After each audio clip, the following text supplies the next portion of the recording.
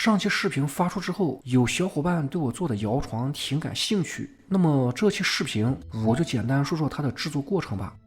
先从材料的准备开始，首先是带调速板的减速电机，最高转速不超过300啊，摇床不需要起飞。我买的是最便宜的有刷电机，39块钱，缺点是噪音大。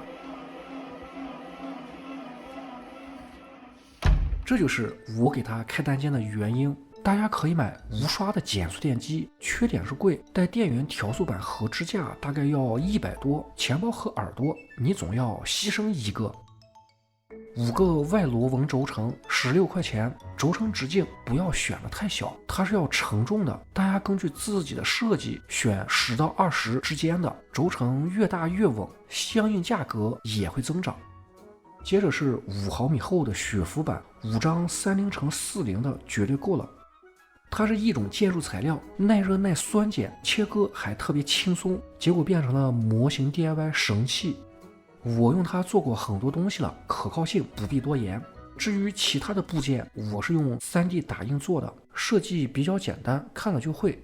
唯一值得提醒的是，如果要用打印机做零件，就不能用默认参数，应该把模型外壁厚度加大，填充达到80%以上。行了，咱们正式开始。